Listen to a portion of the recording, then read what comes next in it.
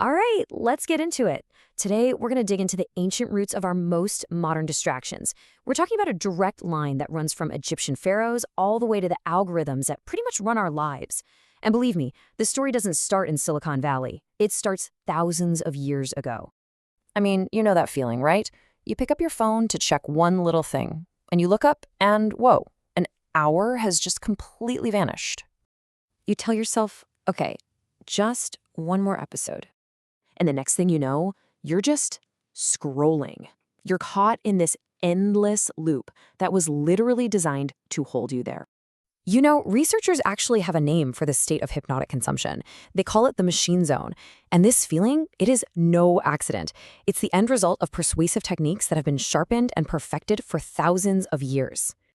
So to really understand our present, we have to go way, way back to the very foundations of civilization, where the first rulers figured out how to command attention not just with armies, but with pure, unadulterated awe.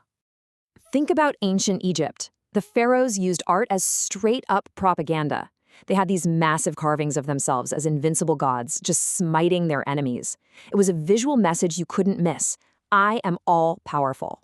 And honestly, that's not so different from what the Romans did, using huge state spectacles to keep everyone under control.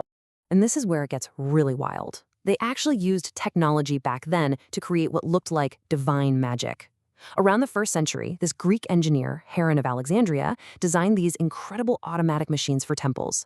So get this, a priest lights a fire on an altar. That triggers this hidden system of pipes and counterweights that makes these massive temple doors swing open all by themselves. For the average person there, it was a miracle. It was proof the gods were real. But it was really just persuasion through some brilliant engineered spectacle. And that idea leads us right to the Roman state's core strategy. The poet Juvenal, he's the one who coined the famous phrase, bread and circuses, basically calling out how the emperors kept everybody so docile. I mean, think about it. By providing free food and these giant, bloody shows like gladiatorial games, the state gave the people exactly what they craved. It distracted them from real politics and kept them from revolting. The lesson? A fed, entertained population is a passive one. Okay, so let's jump forward in time a bit, into the Middle Ages, and see how this all builds. Now, the main tools of persuasion are being used by the church and the crown, but they're often hitting opposite ends of the emotional spectrum. The medieval church absolutely mastered the art of sensory persuasion. Just try to imagine walking into a Gothic cathedral. You've got light streaming through stained glass, you've got the thick smell of incense, the sound of an organ just echoing in this enormous space. It was an experience designed to completely overwhelm your senses, to create a feeling of awe and to reinforce faith through nothing but pure spectacle. But if the church used awe, the state often leaned into terror. Public executions weren't hidden away. Oh no, they were grim, ritualized theater. They were staged right in the town square, a really graphic warning to anyone even thinking about dissent. The whole spectacle of punishment was designed to demand passive acceptance from the crowd, conditioning them through fear.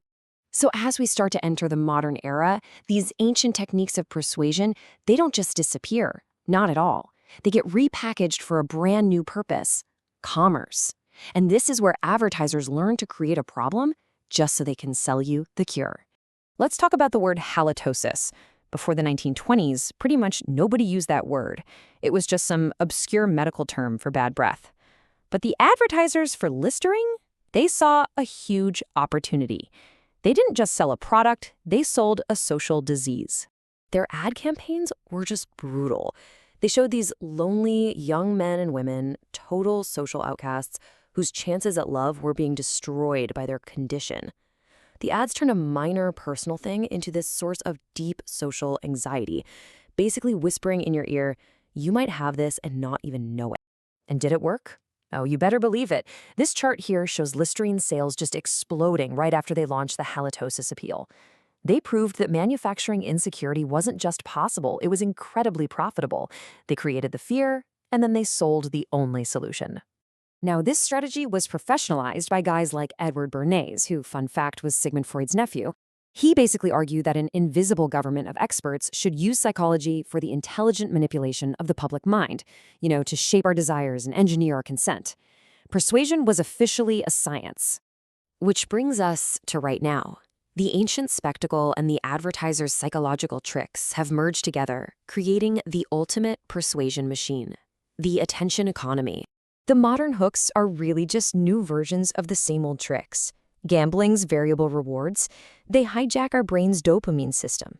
The pharmaceutical ads, they use that exact same fear of sickness that Listerine perfected a century ago. And social media, with its intermittent likes and notifications, that taps directly into our ancient, hardwired need for social validation. A French theorist named Guy Debord actually saw all of this coming way back in the 1960s.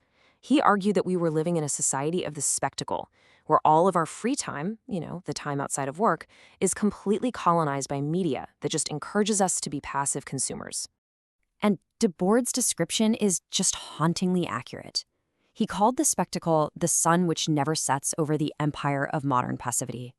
It's this constant, glowing presence of media, entertainment, and ads that really demands nothing from us but our attention and our wallets.